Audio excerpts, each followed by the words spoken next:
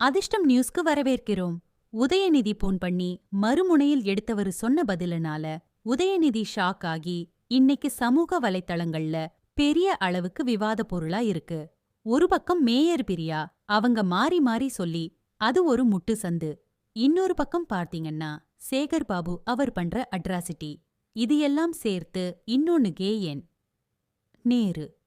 இவர்கள் பேசுற பேச்செல்லாம் பார்த்து வரக்கூடிய நாட்களில் திராவிட மாடல் டெபாசிட் வாங்குமாங்கிற அளவுக்கு மக்கள் யோசிக்க ஆரம்பிச்சிட்டாங்களாம். என்ன காரணம்?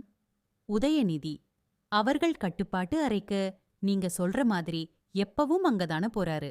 கட்டுப்பாட்டு அறைக்கு போய் ஒருத்தர்கிட்ட பேசுறாரு. பொதுமக்கள்கிட்ட நட்புறவா இருக்கிறாராம்.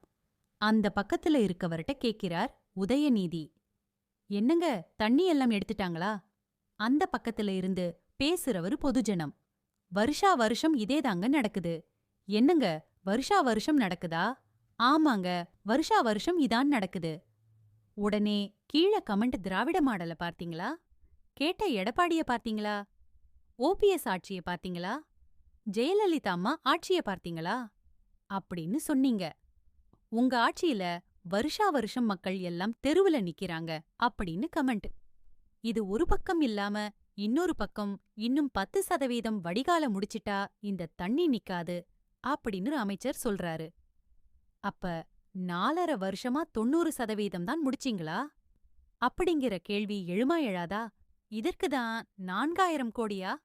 என்னங்க பம்பு செட் வாங்கி தண்ணி இறைச்சு ஊத்துறதுக்கு 4000 கோடியா? அப்ப உதயநிதி அவர்களுடைய போன் பண்ணது இன்னைக்கு பெரிய அளவுக்கு வைரல் ஆகிறதை திமுகவால தாங்க முடியல. இந்த ஆடியோ எப்படி போச்சு அப்படின்னு இன்னைக்கு முயற்சி பண்ணிட்டே இருக்கிறாங்க ஏதா அத தடுக்கிறதுக்கு. அது யூடியூப், பேஸ்புக்லாம் போயிடுச்சு. இவங்க கண்ட்ரோல்ல இருக்கக்கூடிய டிவி சேனல் எல்லாம் மிரட்டி பார்க்கலாம். யூடியூப், ஃபேஸ்புக்கு எங்கெங்க மிரட்டுறது? நீங்களே சொல்லுங்க. இந்த ஆட்சியில மழை அப்படிங்கிற ஒண்ணு வந்தா மக்கள் பக்கு பக்குன்னு இருக்கிறாங்க. மக்கள் இனிமே ஓட்டு கேட்டுவாங்க. அத வச்சு உங்கள துரத்துவோம் அப்படிங்கிற அளவுக்கான பேச்சுக்கள் வைரல் ஆயிட்டே இருக்கு. இத பத்தி உங்க கருத்தை சொல்லுங்க.